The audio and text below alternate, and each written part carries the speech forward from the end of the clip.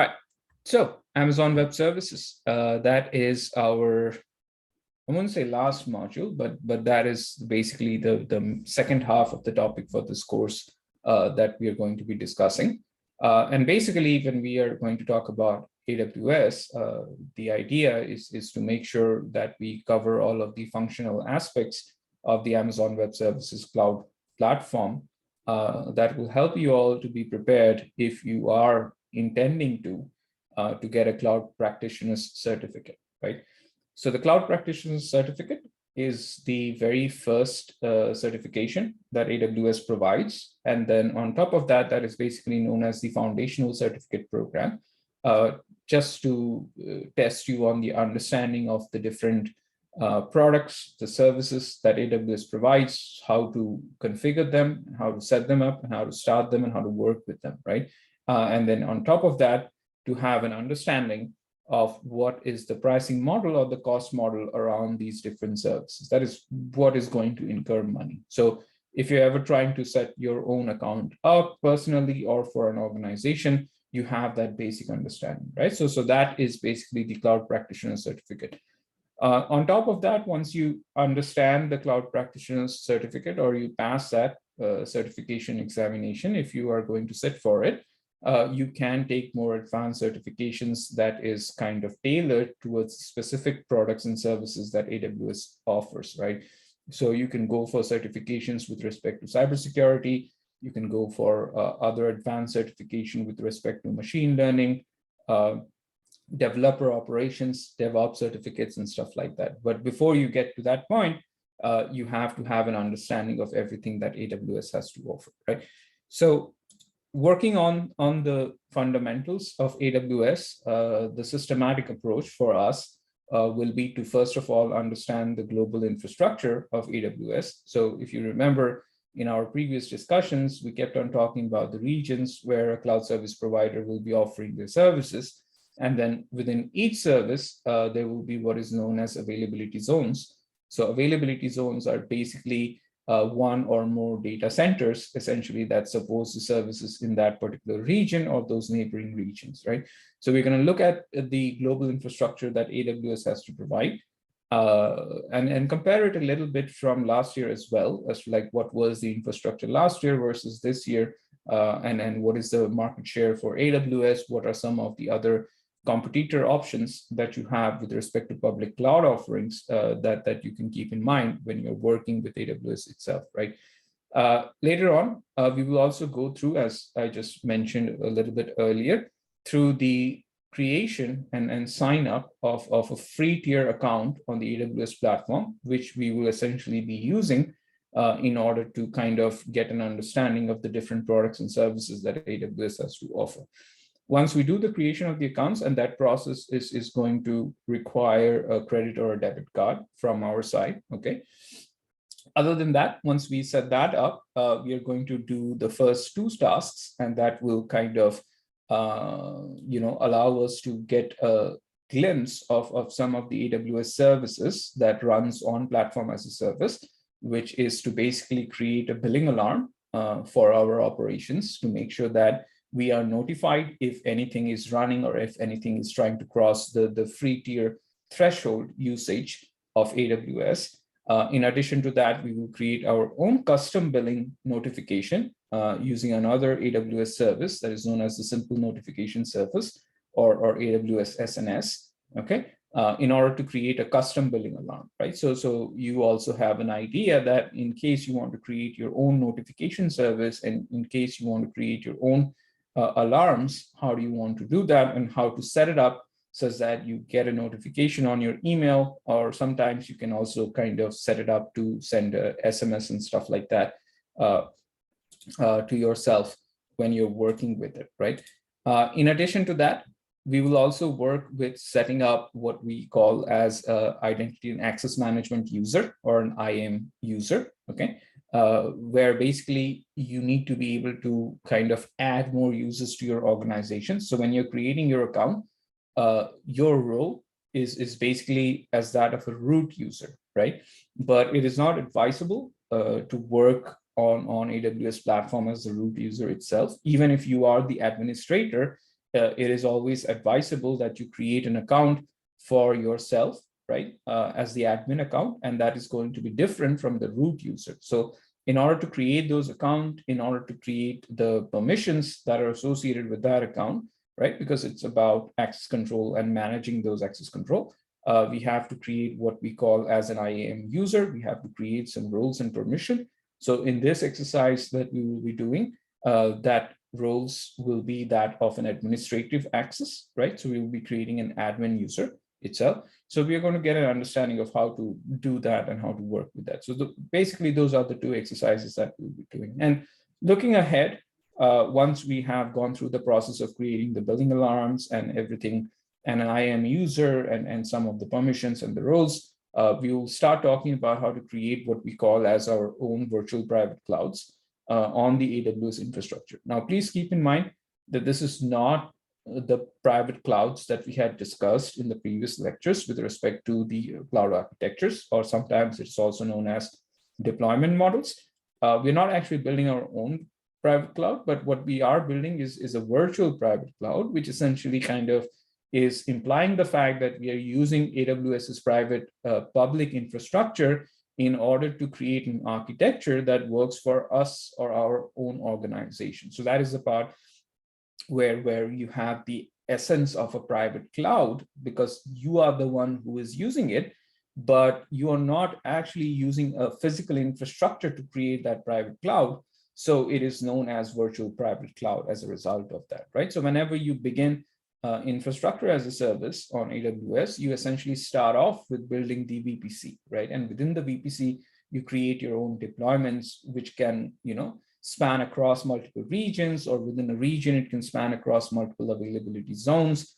And then it will have what is known as, in networking terminologies, subnets. And these subnets can have public access. That means it can communicate with the internet, or it can have private access. That means it will not be communicating with the internet, but it can communicate with other subnets or other subnetworks that will be present inside your virtual private cloud, or it can communicate with the public subnets that will be present, right?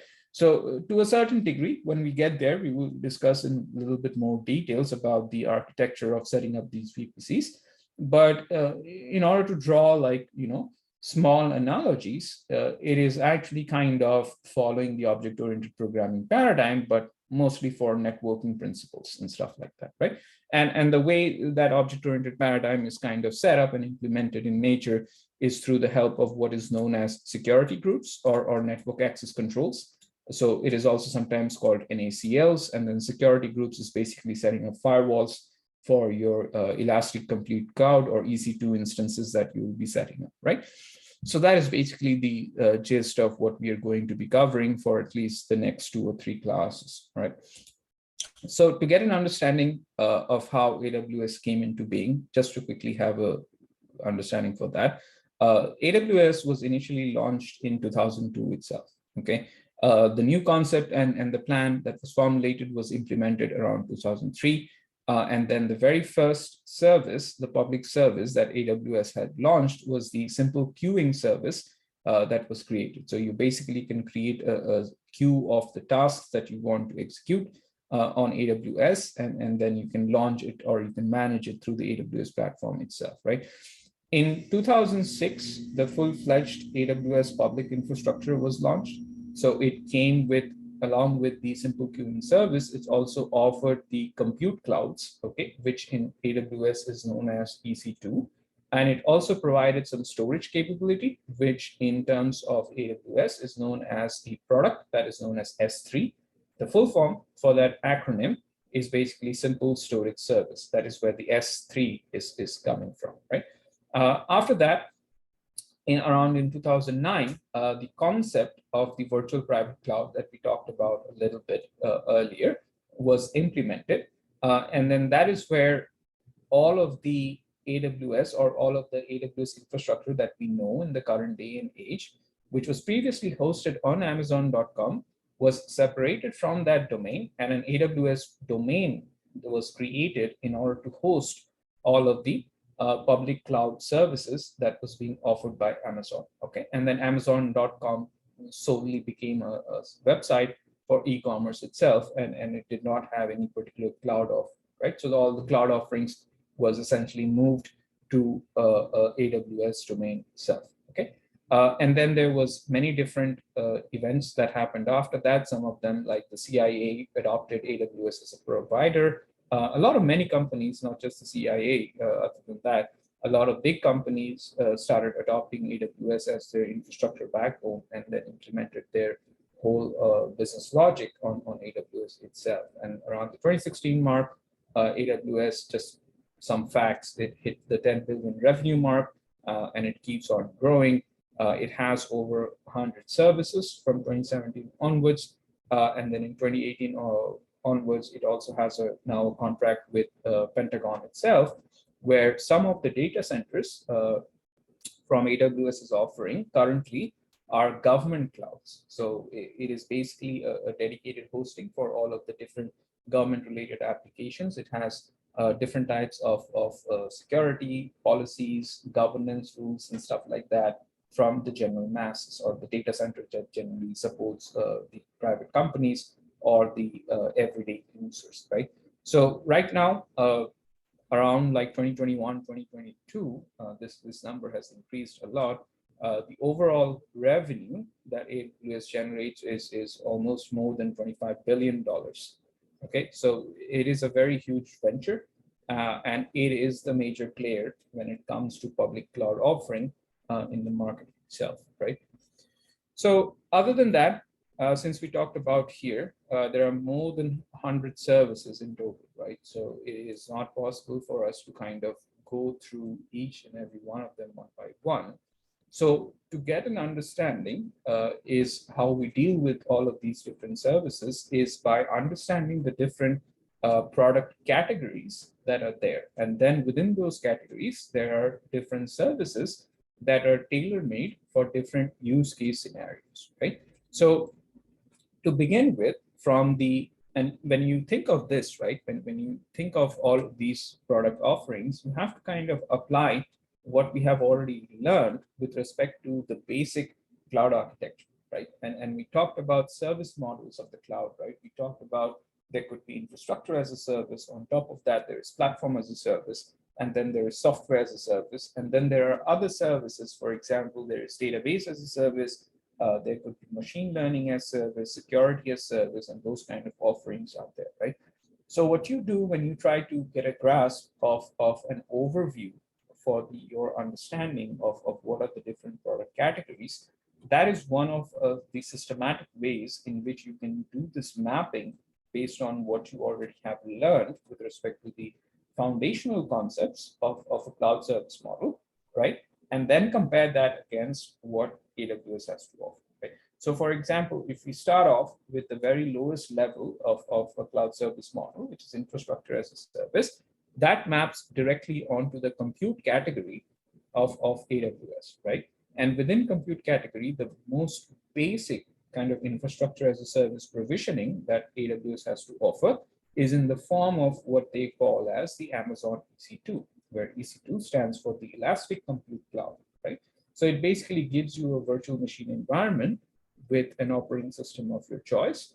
And you can also ask for different levels of CPU capabilities. If you want GPU powers, you can ask for GPU powers. You can attach storage associated with it. So for example, here Amazon EBS is the Elastic Block Storage.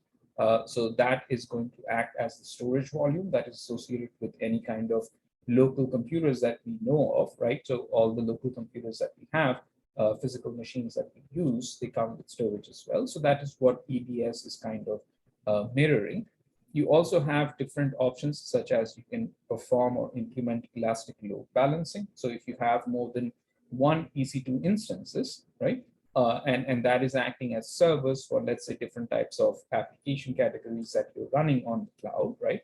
And you don't want any particular server to be overloaded, then the elastic load balancer is one of the software offerings that AWS provides within the compute category that can be used to kind of distribute the load between these different services that are run, right, inside of your virtual private cloud.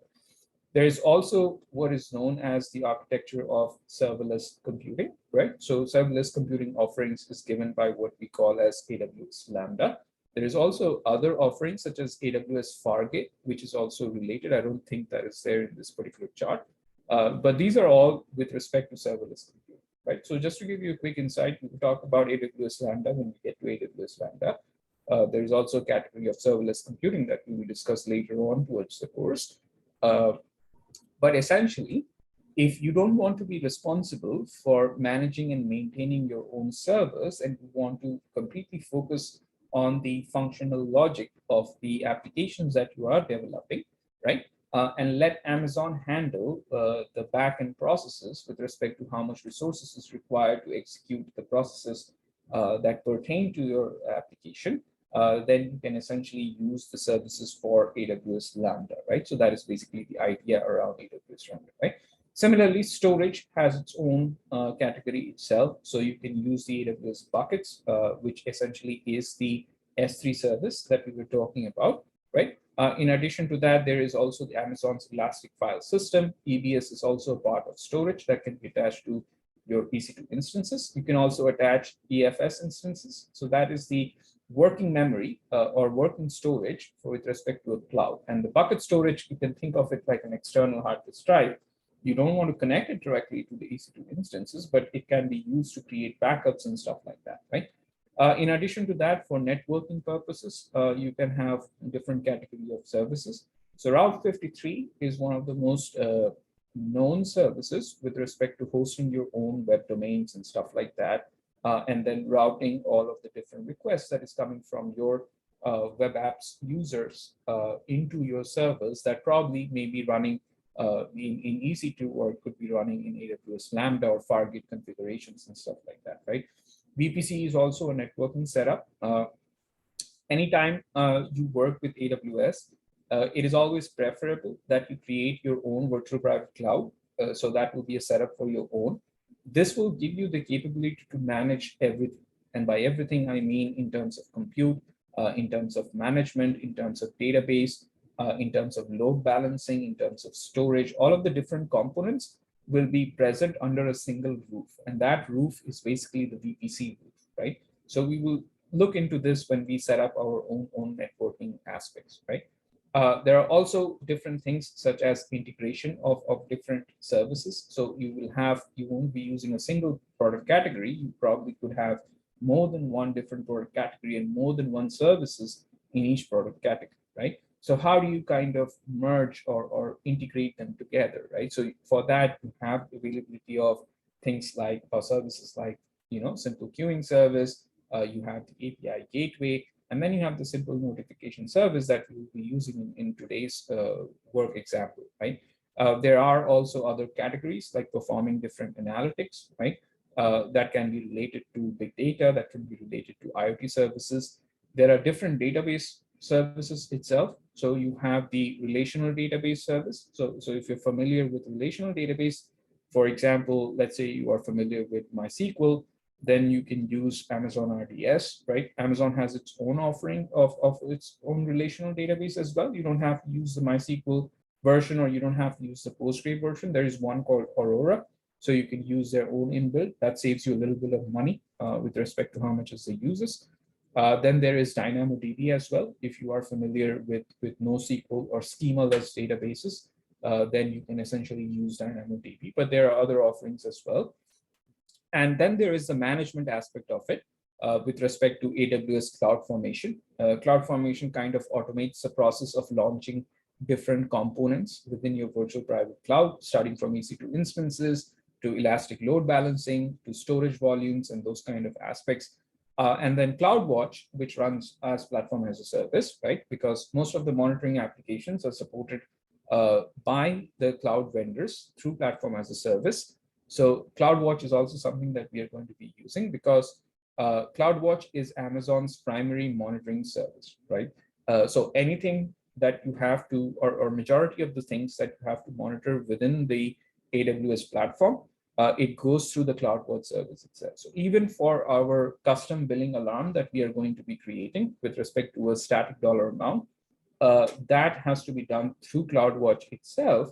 But since you're integrating the operations of CloudWatch with respect to all the other operations that you're going to be doing, we are going to be using a service from integration itself, which basically is the notification services that this CloudWatch can monitor the rest of the services and then through SNS notify you as to what is happening with respect to the other services based on the logic that you have implemented here, right? So those are some of the options that you have, right? So there's a lot going on here.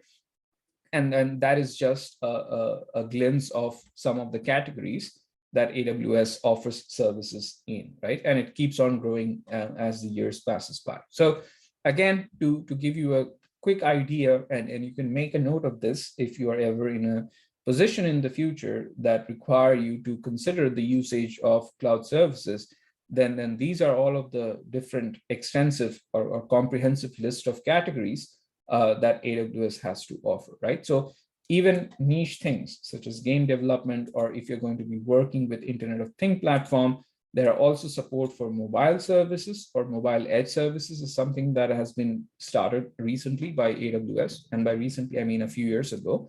There are developers tools which are used quite extensively. If you have worked as a software developer or a software engineer before, you know the importance, or you understand the importance of continuous integration and continuous delivery, which is CI and CD.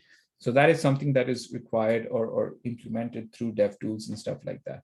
Security and identity is something that is also offered by AWS in terms of its services. So you can also look that up. So here, you don't have to memorize all of these things. That is not necessary.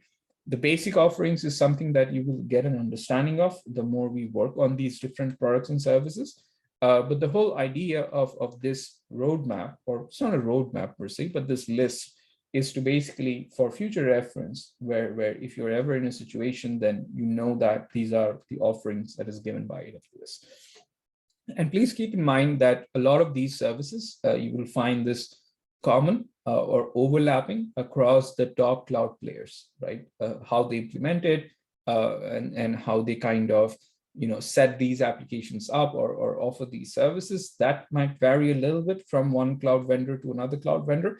But in a lot of different cloud vendors, you will find some commonality with respect to these services, okay? And then the example kind of continues, and this is a little bit more exhaustive list, I believe, from the slide that we were talking about earlier, right? So you can take a look at it in your own time to have an understanding of what is being offered for these different services, right? So AWS is one thing, but you also need to have an idea of what are the alternatives that are available to you, right? So as of 2023, with respect to the market share that is out there, with respect to the revenue that is being generated, that is how we are kind of evaluating the market share. AWS is still at the top, followed closely by Microsoft's Azure. And then the third cloud provider right now is basically Google Cloud Platform, right? So those are the top three players, you can say, within the cloud environment, okay? After that, you have Alibaba Cloud, if you know of Alibaba. So you have the cloud offerings from Alibaba itself. And then fifth is basically IBM, right? After that, there is also a list of other cloud providers, but their total market share is basically less than 2% of the entirety of it, right? So there are other offerings from VMware, and then you have offerings from Tencent, which is also a cloud provider and stuff like that. So Oracle is there. So you have offerings from these different players as well, and they have some niche applications, but this is not comparable to the market share that is captured by these first top 5 players, right? So the chart here is also something that is from probably a year ago now. It's around 2021, which kind of divides this cloud offerings with respect to different quadrants as to like who are coming up with new services, who are the leaders, what are the challengers, and then what are some of the niche players. And by niche, I mean they have some very specific use case scenario offerings. So when people go to them, they go to them for those particular niche cases as well, right? And then they are kind of charting all of these different cloud offerings or cloud service providers based on their implications or weightage along these four quadrants. And you can see that there isn't much in terms of challenger, right? So this is not a business domain that you want to enter unless you have some very niche capabilities, or you are coming up with ideas and product services that is not similar to the other established players as well, right? But most probably, if you do come up with that, the other giants will mostly consume you to make sure that you don't act as a challenger, right? So that is something that you have to keep in mind, that you need to have considerable revenue in order to compete with at least what these 4 or 5 players are, right, doing. So that is just information for you all. Okay, so coming to the global infrastructure, at this point, we can kind of switch into AWS's own interface as well. So if you just simply, search for AWS global infrastructure, you can get to this particular web page on the docs and UI that will talk about the most recent advances with respect to these services that are being offered by AWS itself, right? So right now it has about 31 launch regions. There are some which are also in planning as well. And remember that each of these regions has at least more than one data centers, right? A minimum of 2 in some instances, right? There are 99 availability zones, and there is 410 plus points of presence. Now, when they talk about points of presence, what they essentially are referring to are edge locations. So remember, we had a very brief discussion earlier on discussing about this infrastructure before, right? When we were talking about cloud architectures or cloud platforms, okay? Essentially what edge locations means is that they are not full-fledged data centers, but they are basically locations or service availability zones, right, which are much closer to the clients, right? And essentially they are used for applications which require very low latency, so that you can bring the data closer to your clients, and that will basically minimize the latency requirements that your application has, right? So in simple terms, right, availability regions, okay, are physical locations where data centers are clustered. So keep this in mind, that the region offerings is basically a grouping or clusters of various data centers that a particular cloud service provider has to offer, right? And then within each cluster, okay, that is, in each cluster of data center is technically called as an availability zone. In short, we will refer to it as AZ, okay? And then the availability regions, we are going to be referring it to as AR, okay? That is basically the acronyms that we are going to be using, all right? Now, each region is kind of isolated, and physically separate AZs are present within each of these regions. And then the region itself are mutually exclusive from each other. So to get an understanding of what this service map looks like, this is AWS's global infrastructure, as we like to call it, right? And when you look at each of these different continents, this is what each availability regions looks like, right? So that means how many availability regions do we have for AWS's global infrastructure? So we have one, which is the North Americas. And also this is kind of capturing Greenland and Iceland as well.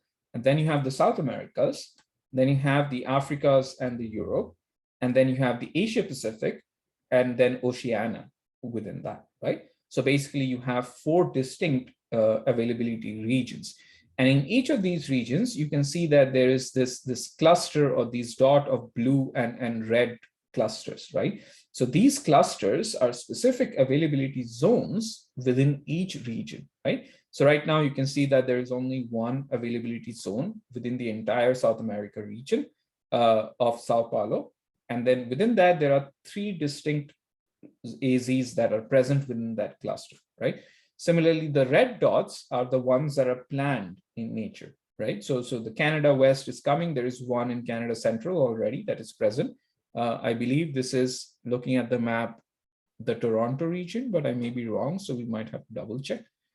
All right. And then there is a cluster that is there in Ohio, which is pretty close to us, Detroit. And for most of the activities that we are going to be doing, we are going to be using this data center in order to kind of minimize the latency. But of course, you are free to choose across any region, right? If you want to just, have a go at it and try your deployment out, you can essentially choose any of the data centers that are present in any of the availability regions, right? So you have a set of clusters in Oregon and then in California, and then one is a government cloud, as I was talking about. So after the deal with Pentagon, AWS supports all the government services there. So this one is kind of not available to the public itself. And then you have two in US East. The one is another government cloud, and then another one is the Virginia Center, which is basically the headquarters for Amazon. So whenever you're starting, there are certain operations, so particularly with respect to billing and stuff like that, where you have to be present within the North Virginia availability zones, or certain services will not be available, right? And an example for this is basically the billing services. The billing always needs to go to the HQ region, no matter where you're deploying the rest of your infrastructure. In order to access billing, you need to first go make sure that you have selected the availability zone of North Virginia and then work through that, right? And then there are some other stuffs as well. There's one coming in Israel. I think there was one which was planned in UAE, which has been already launched a year ago. This was a red dot, but right now it isn't. So these are some of the options that are available to you, right? So again, what does an availability zone means? So availability region is the entire region where the service is being provided, and then there is clusters of availability zones that are present within each availability region, right? So now the thing is, when you interpret, or when somebody tells you AZs, right, or availability zones, in your head, you have to think in terms of one or more discrete data centers, right? So data centers that could be acting as a backup, or they could be a separate resources altogether. It could be unique to them. But whatever it is, you don't know exactly how many data centers are supporting a given availability zone. So that means if you go to the Virginia availability zone, you don't exactly know how many availability or data centers build up this particular availability zones, right? And there are 6 clusters basically that you can choose from North Virginia AZ, right? So, but physically, due to the issues of transparency, not issues, but properties of transparency, we don't exactly know how many data centers constitute the availability zones there, right?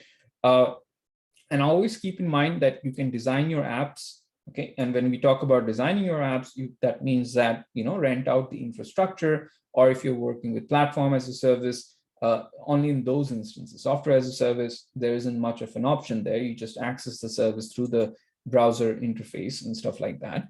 But if you are setting up your own networking, communication, and all those things, and then designing your applications within that, you always have the option to deploy your applications across multiple availability zones. Okay. And this, of course, we know, and we have discussed this already, in order to build an application that is fault tolerant in nature and that can also scale in nature, right? And it is going to be as a result of fault tolerance and scalability, it will have high availability as well, right? So these are some of the design issues that are available to us, and we will do one demo where we will see that how we can set up a mirrored kind of implementation of our infrastructure that kind of runs across multiple availability zones, right? So we will do one exercise on that as well, right? General guideline that is available for us, just to get an understanding, is that all of the different availability zones that are out there, they are typically within 60 miles of each other, right? So this is just a general guideline. Nobody has gone and measured it exactly. Probably somebody has, but at least I don't have that information. But the general guideline is all of the different AZs that are present within a particular region, at least the cluster of AZs, they are within 60 miles of each other, right? So as far as AWS communicates, okay, it has its own network that has been implemented in order to perform the communications between all of these different regions that it has, all of these 4 different regions that it has, right? So it doesn't use the public infrastructure of networking in order to communicate with the different availability zones that is present in every region, or that is unique to every region, right? So if you think of this region as the North Americas, right? And if you think of, let's say, South Americas, and here you have the Asia Pacific. So there are many different availability zones there. And the way these regions are interconnected is through what we call as AWS's global network, right? So it's basically an intranet, although it does have the capability to allow the services or your apps and infrastructure to communicate with the public internet, right? But the reason why I preferably call it an intranet in itself, because it is built to have high bandwidth, low latency, and then redundant routes in order to support all of the communications within Amazon itself, right? So that is how it kind of ensures the reliability of the communications. So of course, your ISP is going to route the traffic that comes from our client terminals in order to, kind of connect to the first cloud interface or wherever the first data center is.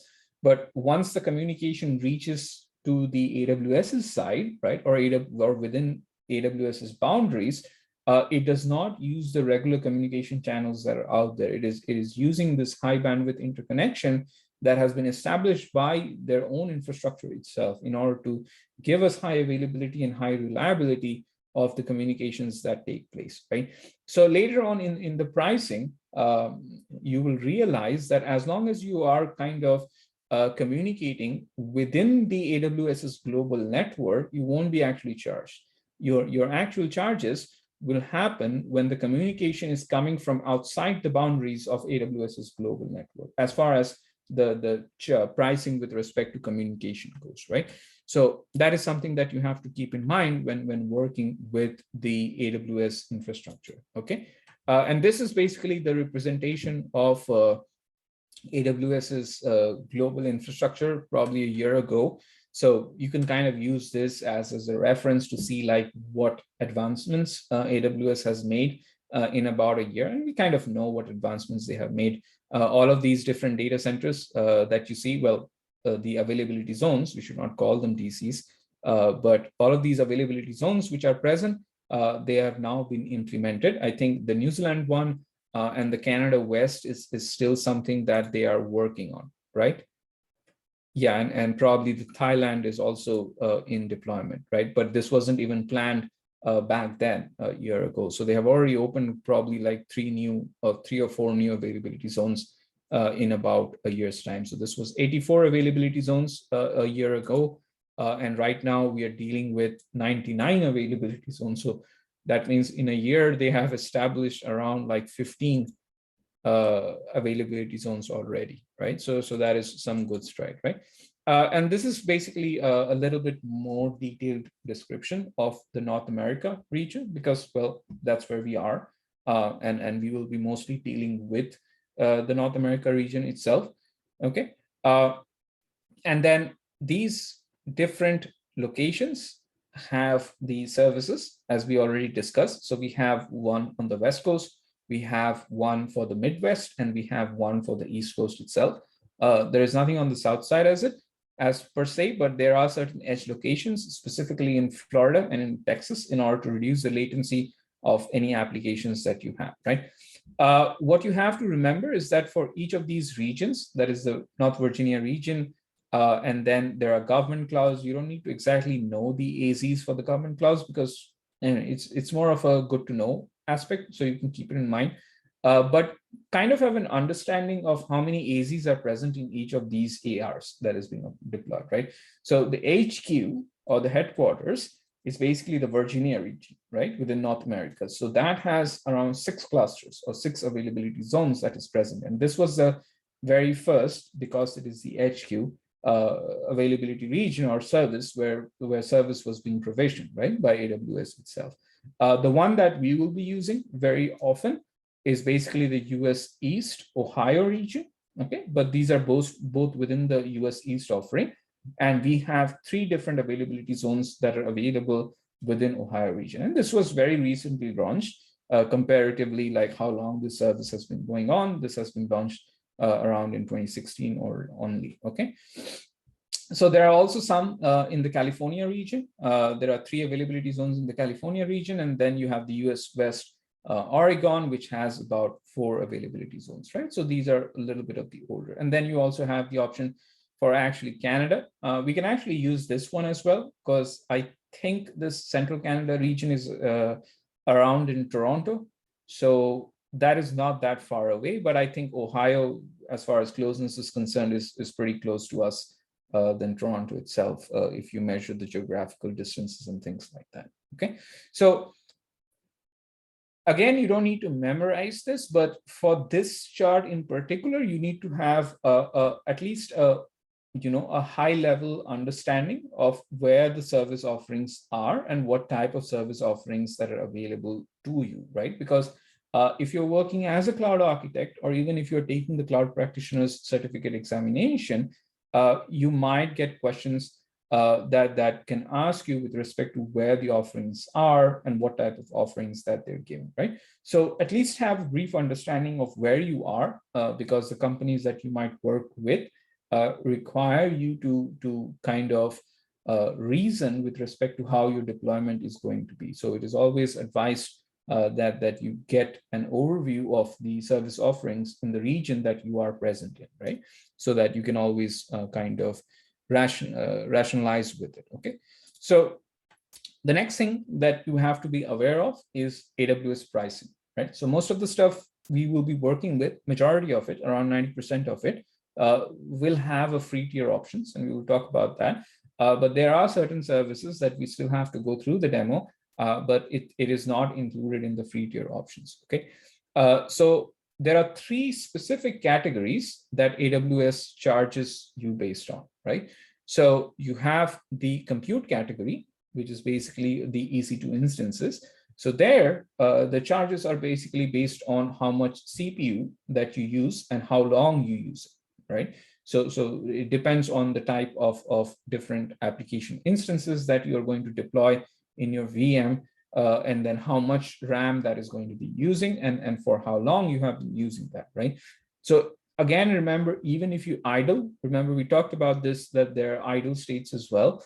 So when you're idling, maybe none of your applications are running, but that will also kind of flag some CPU usage. So you have to be very careful about how you kind of, or you have to, not careful, but keep a track on how you're using these resources, okay? In addition to that, if you store any data, then the quantity of data that you store is basically what you will be charged for when it comes to storage, right? So that means, let's say you create a S3 bucket, right? Or you create a block storage volume or a file system and associate that to your EC2 instances, right? So depending on the amount of data that you store, that is how you will be charged for storage purposes. And then you will be charged for outbound data transfers, okay? So that means any data that is transferred from AWS's global network to the outside world, that is what you will be charged for. So remember, inbound data transfer, that is uploading information to EC2, is not going to be charged. But when you pull the data or the information, specifically, this will be with respect to images or video transmissions and stuff like that. When you pull your data from Amazon itself, that is when you will be charged, okay? Any communication that happens within AWS's global infrastructure, you won't be charged for that. This communication has to happen outside of AWS's global infrastructure, right? When that happens, that is the outbound transfer that you will be charged for, okay? And this applies to database services as well. Whenever the database is being queried, to extract the information and send it to maybe one of your users for your organization outside, that is when you will be charged for your transfers or for your communication, right? So basically, you have 3 categories of pricing. One is for computation, okay? How much resources are you using with respect to computation? One for storage, that is how much volume or quantity of data are you storing? And then one for communication, specifically with respect to outbound data transfers, that is whenever data is sent out of all of these different AWS services that you are going to pay for that. You do not pay any money for uploading data into AWS itself. So please keep that in mind. And this is something that you need to know, because there is a section for cost model itself that you need to be aware of. And there are certain questions with respect to this that you will be specifically asked on your certificate examination. So please be aware of these pricing models. There are also pricing models with respect to, specifically with respect to your EC2 instances. So another thing to keep in mind with respect to pricing, and this is an interesting thing that happens, is the more you use, the pricing kind of plateaus at a certain point, it becomes fixed and then it reduces, right? So that is something to keep in mind, is that the more and more you use and the usage increases, your pricing is not going to linearly increase. It's not a 1:1 ratio that let's say if you keep on storing more amount of data, you're not going to be charged the same as you would have been if for whatever lesser amount of data is. So that is something that you have to keep in mind, right? And when it comes to EC2 instances in itself, that is infrastructure as a service, right? So this is the backbone of infrastructure as a service, which is EC2 instances, right? So here you have 4 different categories of 4 different options that are available in terms of pricing. The first one is known as the on-demand instances, right? Where you have no commitment with AWS itself as to like how long are you going to use it and stuff like that. You have high flexibility, right? So that means that's where the word on demand is coming from. You can move it to any AC and stuff like that. You don't have any kind of commitment. You don't have to pay upfront. You only pay for whatever you are using, right? And this is basically the most expensive option because there is this sense of uncertainty from the service provider's perspective, right? Because they have to offer the services on demand to us as the user, and there is no commitment on our side. We don't say that we are going to be using this long. It's like saying that we want to rent a house, but one fine day I can wake up and then just leave that house empty, right? Without any kind of associated commitment or any kind of protection for the landlord's part or on the landlord's part, right? So that is why you can understand that for the services that AWS is providing from a service provider's perspective, this is going to be the most unreliable option, but they still have to provide that service. And as a result of that, the way they make up for it is basically based on expenses. There is also an option where you can make this on-demand instances more cheap. And the alternative for that is what we call as the spot instances, right? So this is more like you still don't have any kind of commitment as a user towards the service that you're using, but there is no flexibility either, right? And it also gives the power to the service provider to kind of terminate your instances at any possible time. And that kind of creates a level of uncertainty for us, the user, compared to the on-demand instances where AWS doesn't have the authority to terminate the instances whenever they want to, right? But this, as a result of that, since the onus of all of the overhead is on the user, right? So this is basically the other end of the spectrum, right? Where the uncertainty is now on the user side and not on the service provider side, at least for the users, this is the cheapest possible option. So you basically say that, oh, I want a CPU with such and such specifications. So you are going to get it whenever that spot is available, right? And there is no guarantee that you will be able to retain that spot. And then if somebody else on a better pricing plan comes and requests for a spot, then AWS might free up the instances that was allocated to you, right? So these are the two basic two end of the spectrums, right? But then there are other options, right, for long-term users. So this is most like rental agreements or like leasing agreements where there is an understanding between the two parties that are involved, that is both the service provider as well as the user itself, that let's say if you want to use EC2 instances for at least a year or up to 3 years or more, right? So what you can do is that you can kind of pay upfront, okay? And then they will give you the options of where you need to work with, right? In addition to that, you can also go for a savings plan. That is, if you know that you have very high usage. So what these companies, like let's say Netflix or Zoom, and these kind of companies, they are use AWS infrastructure. What they do is that they have an understanding of how much resources they are going to be using in terms of compute, storage, data transfers, and stuff like that, based on prior survey or understanding of their user base, how many users are subscribed, and what kind of services that they're offering, right? So what they can do is that instead of simply reserving the instances, what they can do is they can kind of make an agreement. It's like, this is what their usage is going to be. And that will kind of reduce the amount of money that they have to spend with respect to getting these EC2 instances, or kind of renting out the infrastructure from Amazon itself, right? So again, with respect to these 4 different pricing models, and you will have to know this. This is not just for a reference. This is something that you need to be knowledgeable about as to what the cost models are when it comes to infrastructure as a service, right? So on demand is basically, if you visualize it based on these graphical interfaces or these graphical representations that we see here, spot instances, as we talked about, the uncertainty is mostly on the user side. They request for the infrastructure, and if it is available, they're given. So whenever they use the infrastructure, they pay for it, right? And it is cheaper than on demand, where the service provider is guaranteeing that whatever resources they're requesting is going to be provisioned to them on demand. But there is no guarantee from the user side, like what we are going to do for the rest of this course, as to how long we are going to use that particular service, right? So the demand kind of spikes up and down based on the users of the application for the client of the cloud service providers. And then there is reserved instances. So there is an initial charge for reserving the instances and whatever resources, storage, outbound data transfers that you're using. And then it kind of flattens out after that, because there is an agreement that this is what you're going to do.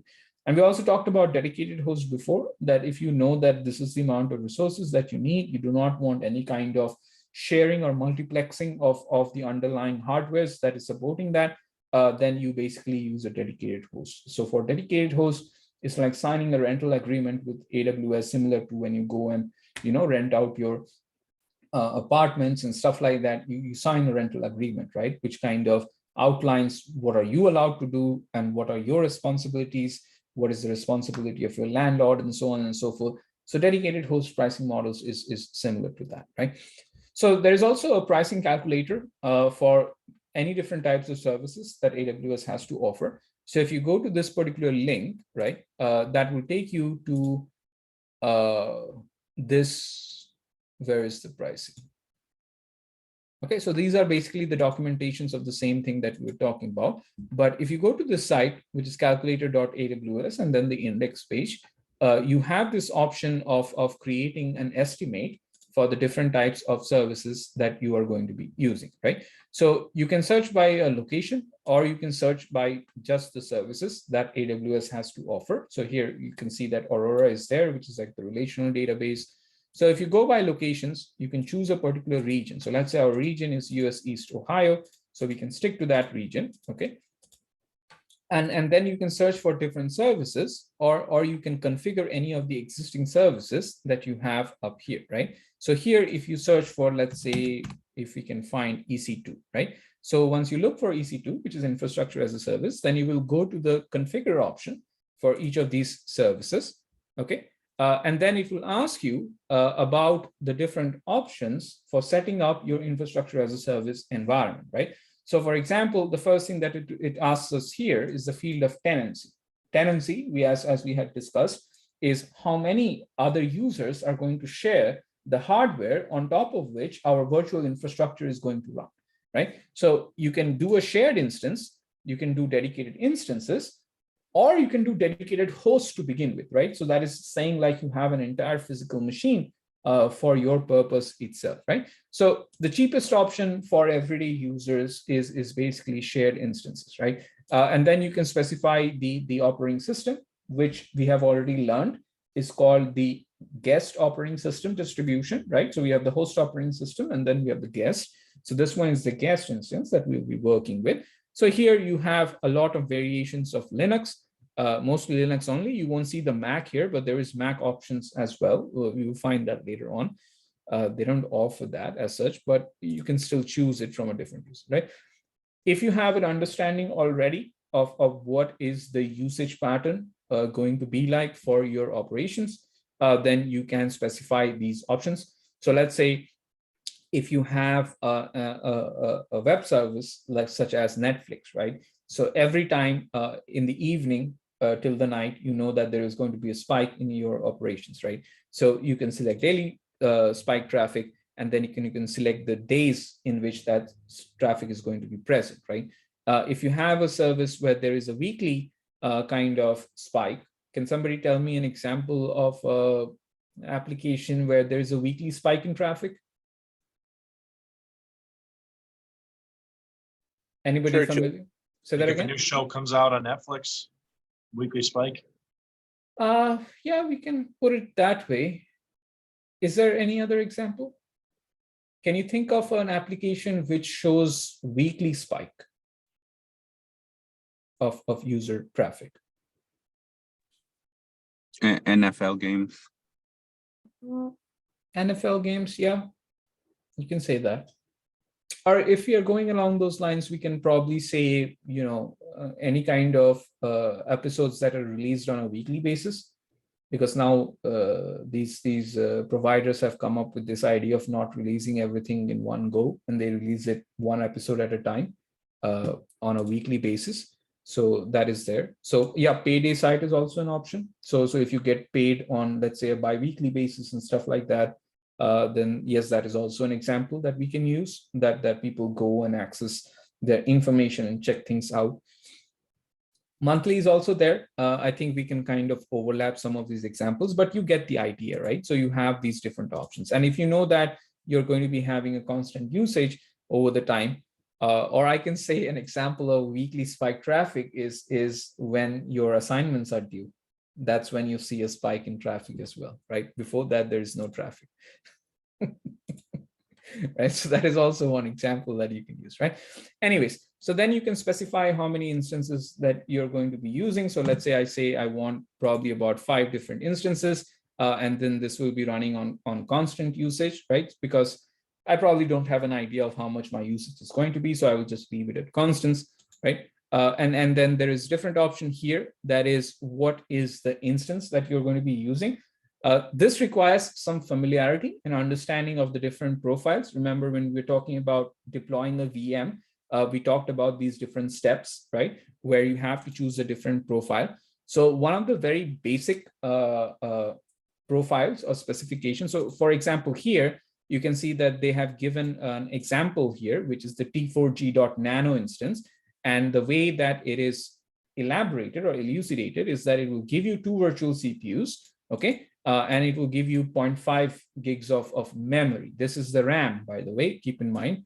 This is not the storage. Storage is completely separate. So what I can do is one of the basic ones is T2 dot micro, okay? And typically that is the one that we are going to be using. Here, you also have the options to choose it. So all of the starting letters is basically an instance that is geared towards a specific application. So it is optimized for a certain operation. So we'll talk about this when we actually start building our EC2 instances, but we have these C instances, these GPU instances, this high availability instances, okay? And these kind of different memory instances. So if you want memory optimized and stuff like that. So let's say I go to T, okay? And T2 is the instance that I'm going to be using. And then I would like to use just a single virtual memory, and then 1 gigabytes of RAM space. And then you have different network performance, that how much you're going to be using. Let me just say that we will have low to moderate. So this is based on your understanding of what you want to do. Or you can simply select the T2 micro, which comes with the elastic block storage as the default storage. Again, remember, when you look into memory, that is the RAM. So you need to be kind of aware of that, okay? And then it shows you these different payment options that if you want to reserve it, then you can reserve it either for 1 year or 3 years. You can pay some part of that money upfront, or you can pay nothing upfront, or you can pay everything upfront, and all of these different amounts. And then you can see that how much it is going to cost you with respect to on-demand instances, spot instances, your savings plan, and then your dedicated instances where you're paying upfront like a rental agreement, right? So again, you need to know these cost models, okay? At least the conceptual idea behind how it works. That is very important, right? You cannot sit for the practitioner's certificate examination without knowing what the cost models are. Okay, so the easiest way is to just play around with this calculator to create these estimates. This will give you more and more different kind of scenarios, and it will help you understand conceptually what is the idea behind all of this. So right now, for our case, it's mostly going to be on demand. And we also have a comparative analysis that you can run here, that given all of the specifications that you said, or that we selected at the very top, right, then all we are paying per month is around $9 plus taxes. So that is basically what we pay for on demand. Okay. Spot instances, by the way, is very, it is said to be cheap, but it is also very uncertain in nature. But you can see there's nothing cheap about it, right? But the main problem that you don't want to use spot instances is basically we'll get a 70% discount on this and stuff like that. But the unreliability aspect of this spot instances is something that you don't want to deploy any kind of production environment using spot instances, right? Because suddenly one fine day, AWS decides that they are going to terminate your instance. That is not a pretty picture for your organization. Okay. And then you have your dedicated plans and stuff like that. So if you want to pay upfront, then you can just pay, for 3 years, you can just pay this much amount. And then you can compare if that is going to be a cheaper option for you, and understand what are the different options, right? So if you want to look at how the calculations are being done, you can check this out. Okay. And there are other options with respect to your block storage. So if you are going to add your block storage, which by the way, right now, they provide you in SSD again. That is something that was not even there on my local system a few years back. But now you can basically rent it out from the cloud. So all of these different options, that is, if you're going to monitor it, how much data transfer, we talked about these different categories, that if this is a data transfer that is going to happen, how many terabyte of data transfer that is going to take place, essentially. So this is free based on what we are using right now. We can put outbound data transfers. And this is the Elastic IP. The reason why Elastic IP is there is because they are going to give you a dedicated IP, and anytime your application is going to scale up or scale, well, not down, but generally when it scales up and you need additional IP addresses, right, in order to reach out to your servers, then it is going to offer you that static IP. So remember, we will talk about this as well, that in AWS, the static IPs are going to cost you. So whenever you assign a static IP, they will charge you for that. And then if you are using a dynamic IP, essentially, which gets reset every time you shut down your instance, then you are not going to be charged for that. So the Elastic IP part of it, along with load balances and stuff like that, is something that is also chargeable, right? So that is something that you have to keep in mind. So you can go through the additional estimates and stuff like that, and it will show you all of the things that you have to do, right? So this is basically how you architect, right? So the first step is to basically have an understanding of your requirements, understand all of the resources that you want to rent out, come here, look at the configurations, look at the different payment plans that you have for yourself, go through all of the different additional options in terms of storage, in terms of data transfer. And then if there is something of a web server that you're trying to build and you need IP addresses and stuff like that, so you have to go to a different calculator in order to do that calculation cost. But this will give you a complete understanding of the different pricing models and the different costs that will be involved with respect to using AWS services. However, for us, for our purposes, right, we will not be using any of these payments and stuff like that. The reason for that is AWS offers 3 different categories of free options, so to speak, right? So you can have free trials. So whenever they come up with all of these newer generation services, right, and they want, users to kind of test it out. So it's like this mixture of like beta testing, but it's not in beta anymore. But essentially it allows them to see how users are responding to it. And it also allows users to kind of, get an experience of what these services are going to entail.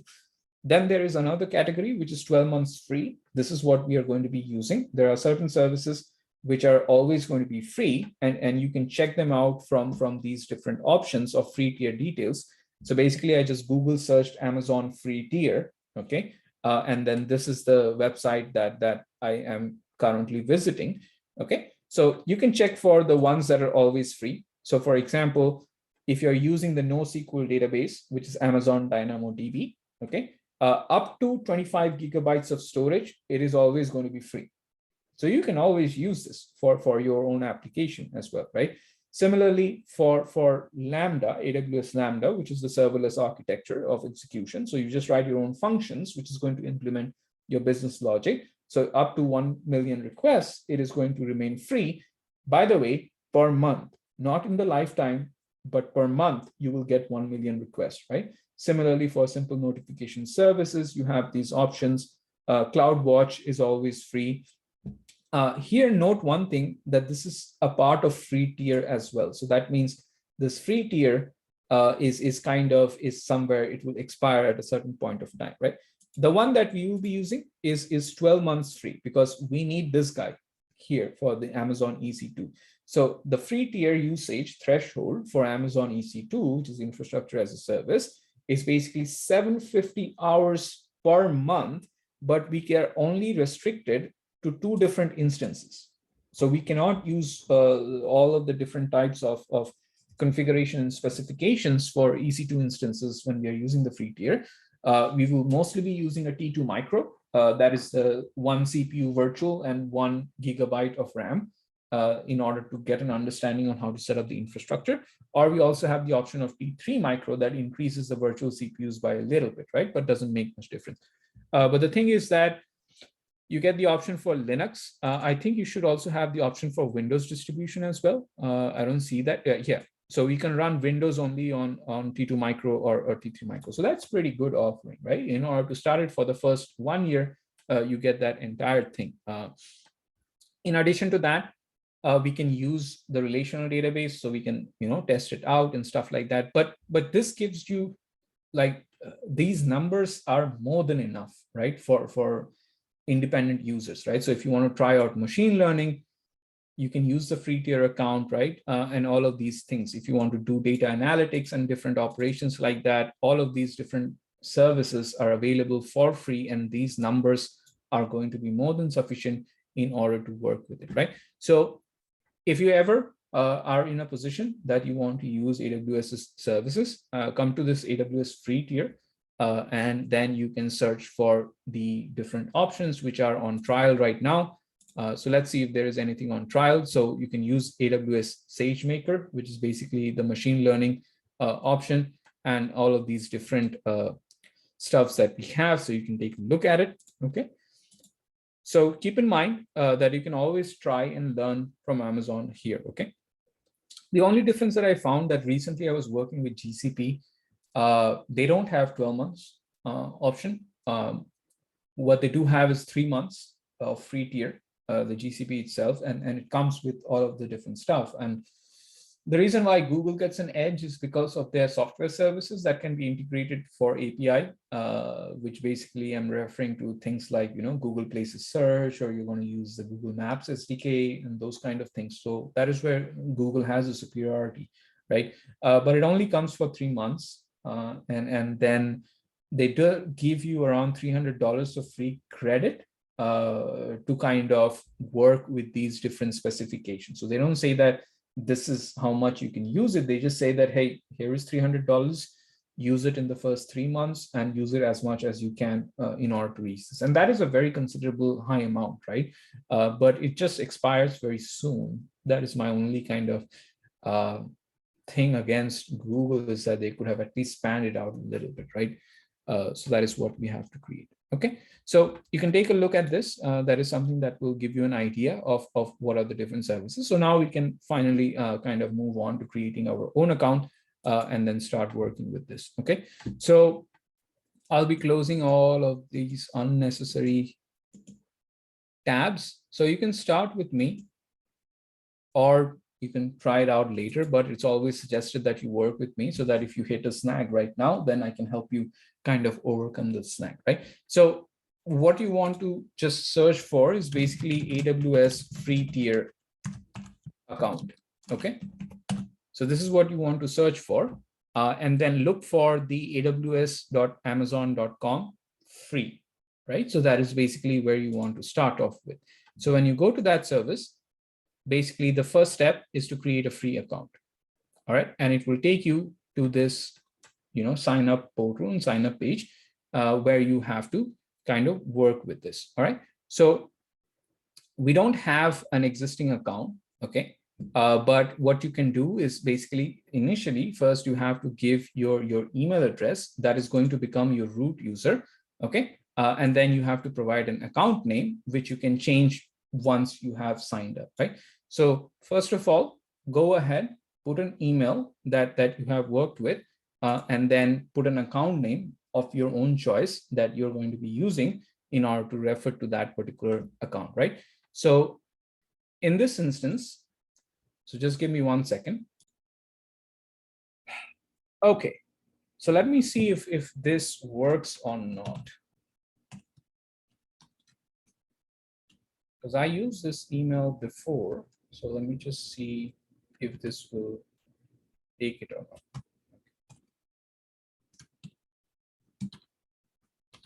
If this doesn't, then I have to use a different account. Okay. So here I will just say CSI 42. Let's just say 4252. That's will be a too big name. So we will just say CSI 5240 and then W23. Okay. So let's see if it is able to kind of. All right. So now once you set up the email, it is going to send you a verification code from AWS. So essentially you need to write down that verification code and basically paste it here. So I am going to sign into my email. Okay. So move this away from the sharing. All right. So go to my inbox. Okay. So I have my verification code. So I will copy that and I will paste that here, verify it. Okay. So now it will ask for a root user password and confirm the password. So I'm going to stop my sharing right now. And I'm going to put a password right now. And you guys go ahead and do the same thing. So I will pause the recording while I put the password, and I will also stop the screen share for a second. All right. So once you put in your password and verification, you would have two different or many different prompts that you have to go through. Basically, the verification that who you are and your credit card information and stuff like that. So the first thing is make sure you select personal because we just want to work for our own projects. Okay. You need to give the contact information and full name. So I will here give my own name. Okay. And probably give my phone number and everything else. So I will pause again and stop the screencast and go through this process. So why don't you guys do one thing? I'll just walk you through everything that is there till the point where we are rid of all of the sensitive information. So once you go through this information that we are working with, that is the phone number, this might probably send you a verification code, might or might not. I don't exactly remember. If it does, just put it there. If it doesn't, then just move on. It sends you one. Yeah. That's after you put your payment information in. All right. So it will send you information. So after this screen, thank you for that information. After this screen, the next thing will be your billing information. This is where you need to provide your credit card and debit card information. Mine is ready. Please make sure yours is ready too. You don't need a credit card specifically. You can use your debit card if you don't have a credit card. And then once you go to the next screen after providing the billing information, it will probably send you a verification to confirm who you are. And that is based on the phone number that you have provided at the beginning, right? So you can choose text message or you can choose to receive a call, whichever you prefer. And once that is done, you will select what is known as the basic support or the free tier account. Okay, please do not use any kind of customer service. You don't need it, right? I am there for that, right? So once you do that, everything will be done, and then you can essentially move on to your AWS management console. All right. So I will pause the recording here, stop my screen share so that I can go through this process myself.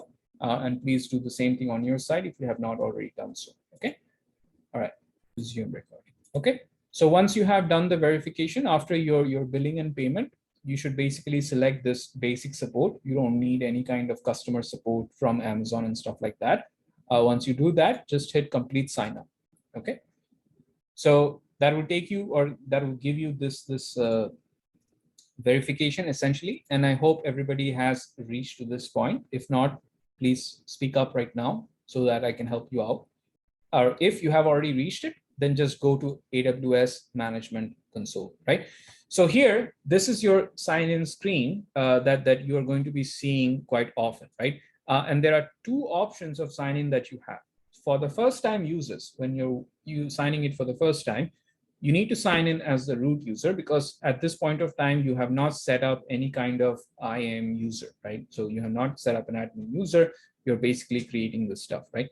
So the first thing is you select root user to log in for the very first time, and then we can set up our billing.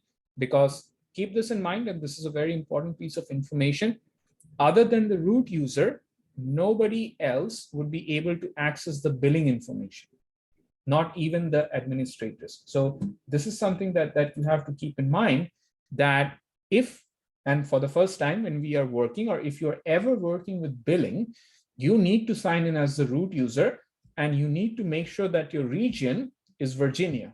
Okay, so if these two things are not there, you won't be able to access any kind of billing information. So I'm going to put in my email address that I just created, which is basically the username for my root user as well. Okay, and then, all right, so go next, and then this is my password.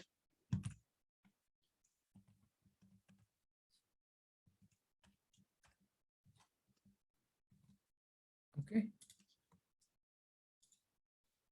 All right, so everybody has reached till this point, and it will give you all of these things. Just done, just leave it. So are everybody good for all those? Yeah. Professor, I'm not there yet. I'm filling out the billing information right okay, now. Go ahead, fill it out. I had a question about your root user being the billing user thing. Yeah. That mean that it's the owner, not the admin. It's the owner, but it's not the owner of the individual systems, right? You can have root accounts on the systems, and, correct. Like, oh, okay. So we call it, so they call it here as admin users. So those are different. So the root, they treat it as the owner. Gotcha. Okay. So there are a few things that you have to set up at this point of time, right?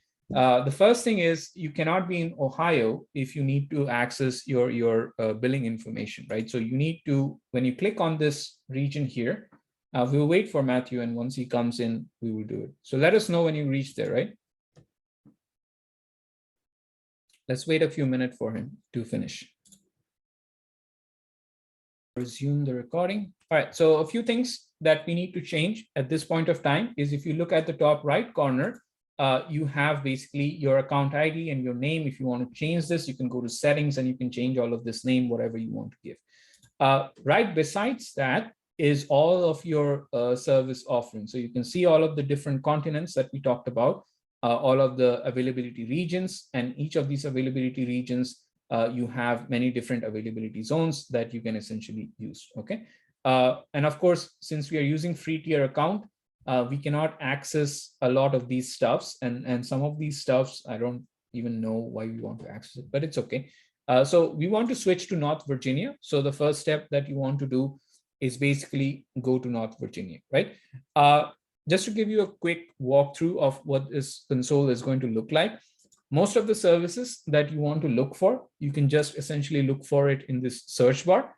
If you do not know the search bar, then essentially you need to use this menu icon here, whatever you want to call this, and then go to the different category. So let's say if you're going for management and governance, then you click there, and then you look for the services that you're using. You can also favorite them. So you can star mark them if there is a certain application or service that you're using again and again. But generally, the way I prefer, they changed this interface by making this categorical. Previously, they just showed it all in front of you, which was much easier to kind of navigate. But anyways, that's a UX UI problem. But here, this is where we are going to see it. It will show you all of the different things that you have, like running and stuff like that. When things are running, Your cost and usage information will be shown on the dashboard itself. Again, remember, you won't get this information, the billing information, unless you are logged in as the root user. So that is something that you have to keep in mind. So it's not that you cannot work as a root user, deploy your applications and stuff like that, but we just don't want to do that. So we don't want to work as an owner. Even if the owner is the admin, it's better to always create the admin and then work forward. So the next step is to basically create your billing alarm, right? Because that is the first step, is to make sure that you're aware of what is happening on your infrastructure, and then to kind of use that. So the first service that you are going to search for, and I have created as possible, as detailed as I can go, a step-by-step instruction. So for those who wants to just look at the slide and then work it out, they can do so as well, right? So you can follow these slide steps that will help you as well if you cannot follow with me as I'm talking and doing it myself. So you can use this as a reference, and this is available on Moodle, right? So the first thing that I'm going to be doing is basically look for this service that we call billing itself, right? So I'm going to look for billing. So this is the billing that we are going to go to.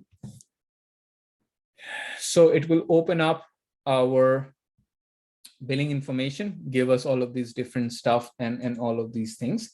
So what we are looking for is basically billing preferences. So if you look at the left vertical menu on your screen, and they keep on changing this interface every now and then. So if you look at here, under preferences, there is this option, this menu option that is known as billing preferences. So go to billing preferences and check mark these second and third boxes, right? So the third box is to basically enable the fact that you want to receive billing alerts, okay? And then you can also receive the free tier usage alerts, because remember, in free tier, we have a threshold of the usage. So you need to be informed what is happening within that threshold. If you want to know that information, then you need to activate that. So here, if you say receive free tier usage alerts, you can turn on this information. And then if you want to even send this alert to somebody else, right, yourself or somebody else, then you can specify the email address, right? If you do not specify any email address, then AWS will essentially send these alerts to the email address that we used in order to register, which is basically the owner of our stuff, right? So once you have checkmarked these two boxes, just save the preference, okay? It will do its stuff, right? And once that is done, you can go back to the main dashboard. Notice here, the moment we came to billing, it changed our availability region altogether, right? So that is basically, it is universally applicable across. So if you look at this AWS button here, if you click that, that is basically the home button. So that will take you back to your dashboard itself, right? So the next thing that we want to do now is to set up our own custom billing alert, right? So in order to create a custom billing alert, we need a service that will essentially monitor what is happening with respect to our applications on AWS. That is important, right? Because if somebody is not able to monitor, how would it be able to track the custom behavior that we're going to use? So for that, we are going to use the monitoring service that AWS has, one of the most important, and you will be finding yourself working with this a lot. So if you go to your search bar again, at the very top, search for a service that is called CloudWatch, okay? So this is basically this service, which is monitor resources and applications. And it is very good for creating alarms. It is very good for, specifying metrics, reading the logs of the different activities that is taking place within your VPC and stuff like that. So click on CloudWatch, and that will open up the CloudWatch portal, if that's what you want, or service, that is what you want to call it, right? Notice one thing here, that let's try this out. So let's say if you go to Ohio,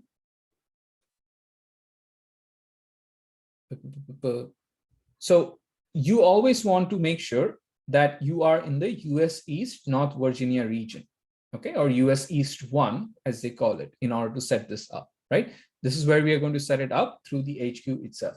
So the first thing that you want to do is, from the left vertical menu, you want to go to alarms, Okay. And then in the alarms, you want to create a alarm for your billing application. So here you can go to all alarms. This is a custom alarm that you want to do. So again, to repeat, from the left vertical menu, go to the option for alarms, go to all alarms, and this is the page that you will see for first time users. So we have not worked or created any alarms. So this is basically the empty canvas that we are going to see. So on the right top, you can use this. You're seeing this here because nothing is there. If you had an alarm previously, you would not see this. So I will create an alarm from here. Then I will create select metric. Okay, so this will open up a really big kind of option here. And what you want to search for is basically a dollar amount. So that is basically what you want to search for. So you want to select basically billing, total estimated charge, and then USD. Okay, so again, you went to the billing option, then you went to the total estimated charge, and there is just one option that is available in the total estimated charge, that is basically the US dollars. So this is the metric that we are essentially trying to select. So we are trying to create this alarm where if the usage goes above a certain dollar amount, then we will be notified. So CloudWatch will track this. The notification has to happen through some other service. So we'll talk about that. But this is to basically set up our estimated charges. So I'm going to select this metric. Okay. And then it will give these different options. So you can leave all of these options that you can see here. That is, what is the metric name? You can change it if you want to. You can give it a custom name if you would like. The currency is mostly going to be US dollars, right? That is the default currency that is there. And then you can do the maximum. You can leave the period of how much monitoring that it is going to be doing. What is important that you select the static field here in order to create a threshold type, right? So we are creating a static threshold type. That is basically the idea behind it. And what we are saying is that whenever the dollar amount is greater than the value that we specify here in this field, give us a notification. So what I'm going to do is probably just say 5.00. Okay, so it takes a specific number. So for more practical organizations, you will probably have a greater number. So that will give you a notification if you cross your budget information and stuff like that. If you want to use any other kind of arithmetic operators, you can use that and stuff like that. So here I'm going to set greater than $5. I will get a notification. You can get additional configurations, but we don't want to use this. We don't have a need for using this anymore. We can just simply go next. Okay, so when you go next, we still have not finished up setting up our billing information. So remember the fact that we talked about that once it goes above the threshold value, then we want to send a notification to us, right? So the current service that we are using, the monitoring service that is known as CloudWatch, is not capable of sending the notification. So we need a separate service in order to send that notification. So that service is known as the Simple Notification Service, or better known as AWS SNS. Okay, so essentially, we want to select a notification. So we don't have any existing SNS topic. We need to create a new topic. Okay, so when we want to create a new topic, we will give here some kind of topic name that we can kind of refer to. So I can say billing underscore notification underscore, well, it is the notification. So I don't have to give any other name. So I can simply just say billing notifications. And then I can just give the email endpoints that is going to receive these notifications, right?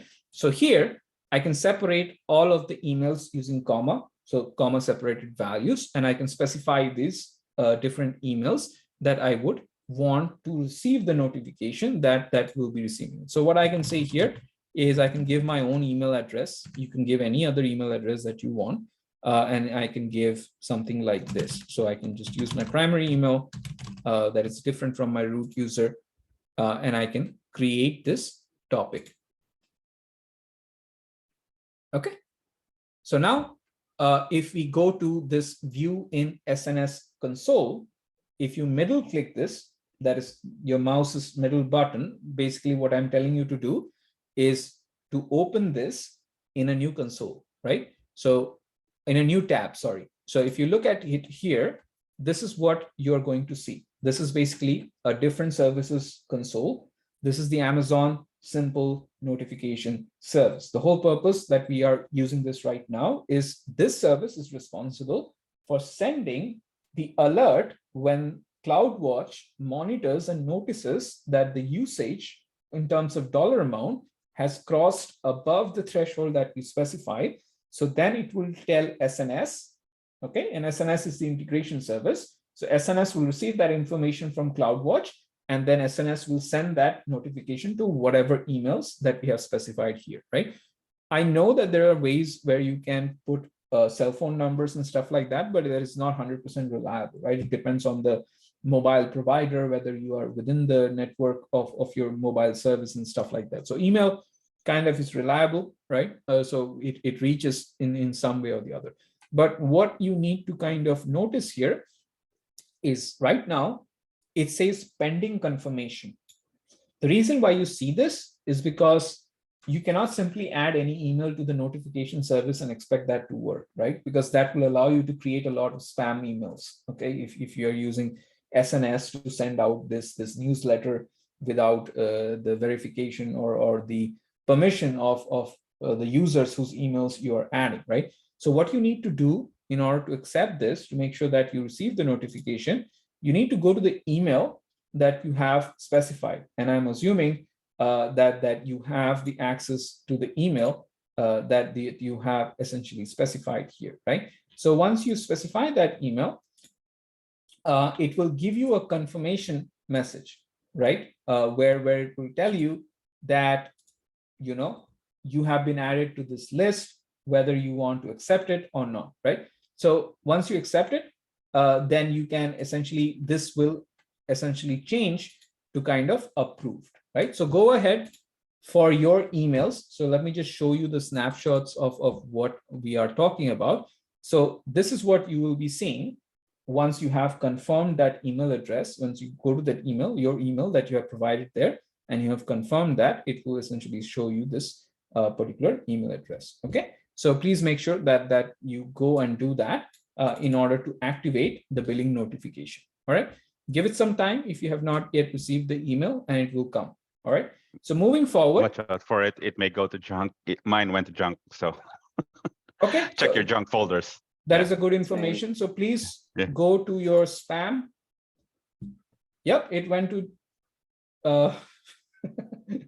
it went to spam. So okay, so please go to spam, and I probably show you this information here. So here you can see this is my email.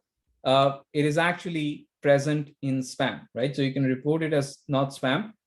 Gmail is filtering it as spam, but you can see here there is this information, or there's this link of confirm subscription, right? So this is the subscription that we have created here. So I can report it at not spam first of all, so that it goes to my inbox, and then I can confirm the subscription. So once you confirm the subscription, this is basically the information that you will get, that this is your subscription ID, blah, blah, blah. If you want to unsubscribe, you can click here and stuff like that, right? But this is mostly on the user side. So once you have done that, you can probably refresh this page, and you can see here that instead of pending, the status now shows as confirmed, right? So this is basically the operation that you have to do. Now we are done with simple notification service. We have created a notification alert. We have added the emails. If you want to continue to add the emails, you can go to any of these notification service. You can edit it, and you can add more people to it whenever you need it, right? But that is the simple notification service business. So let's close this window, and let's finish off our billing alert. So go to the next page. Now I'm back in CloudWatch. So please keep that in mind. So we did our SNS operations, and now we are back in CloudWatch. So go next, give this alarm a name. So I will call it billing_alarm custom USD. So that is the name that I want to give, right? It's just a name. You can give it any name as long as the name is intuitive. Go next. okay, then it will show you the graph. Right now, we don't have anything running on AWS. So essentially, you are not going to see any operations. Once you have verified everything, okay, that this is what you want, just create the alarm. And now you can see here that the billing alarm is up and running. So going back to the previous page, once you finish off and confirm it, you will see that the state says insufficient data. And of course, it is insufficient data because nothing is running right now, right? So that is the reason why you have insufficient data. It says here that you have set up a custom alarm for 5 USDs, okay? And this is going to be monitored every 6 hours. So you can click on this name itself in order to go within the dashboard that will give you the additional information of what is happening. So this is how you create your own custom alarm. And you can set this alarm for all of the different metrics that are available that CloudWatch essentially supports. And then to send the notification, you can use simple notification service. So essentially the goal of our exercise today was to understand how we can create billing notifications, how we can create our own custom billing notifications or billing alarms using CloudWatch, and how we can set up a notification service using SNS, Amazon SNS. So in the next class, we will start discussing about how to create our admin users by understanding the service IAM that is provided by Amazon. Okay, so I will stop the screencast here for today, and I will meet you all online again on Wednesday. All right, so see you then. Yeah.